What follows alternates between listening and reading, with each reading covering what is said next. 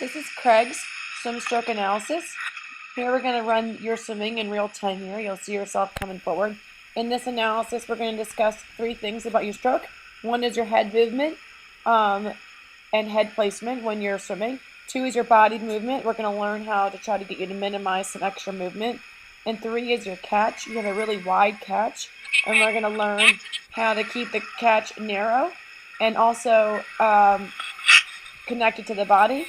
And just last, one little thing is we need you to keep your fingers closed so you can actually use that catch and use that pull. Open fingers will allow your hand to go right through the water.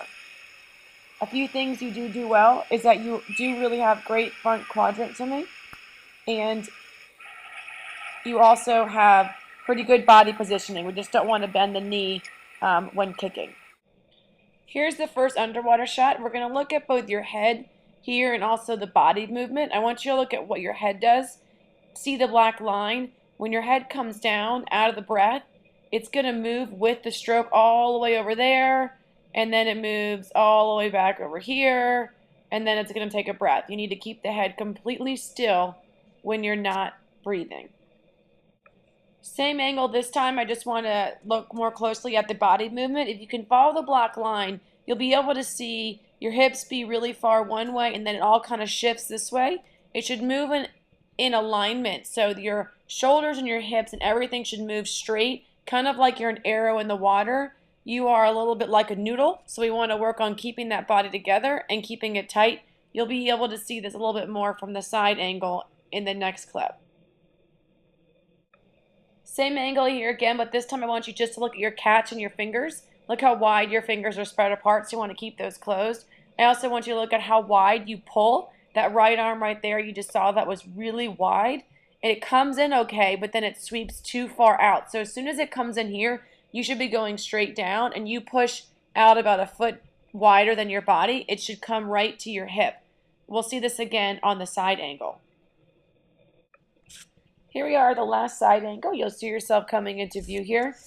The couple things again we're going to look at here are the head movement, your body positioning and rotation, and something more like you look like a noodle. We want you to swim like an arrow.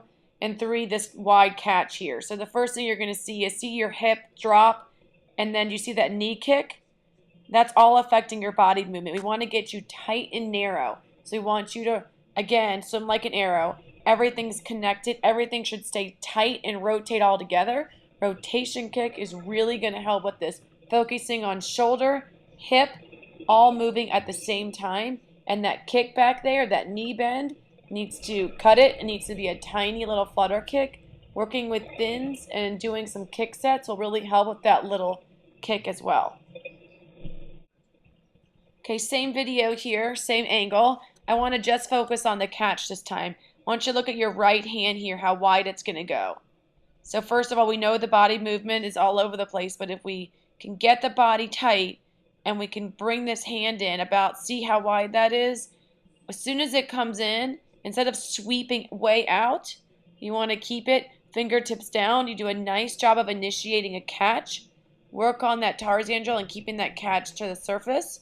And then the next thing is once you tighten up and get that body to just move more smoothly on the turn from rotation kick, you can start to learn to drive. And again, that kick there, you've got to work on minimizing that knee kick. A lot of this is because you're off balanced. Swim tall and tight, and it'll keep you more balanced in the water.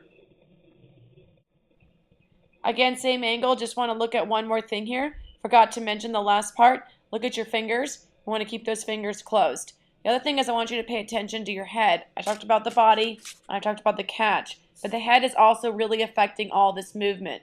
If you take this breath here, only one eye should come out of the water. You have both.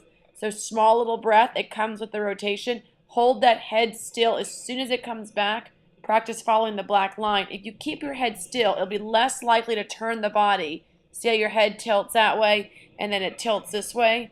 You want to really work on the breath being a result of the body rotating, not an independent movement. Rotation kick can help with this. Okay, this is the last angle from the other side here. Just want you to be able to see both sides of your stroke. You can see now that right hand how wide it is. So you come okay with front quadrant swimming right here. Maybe a little too close. You might not want to do such a catch-up swim. Obviously, we know your fingers are open, and so we really want to work on that wide sweep. I think if you tighten up your core, it'll help.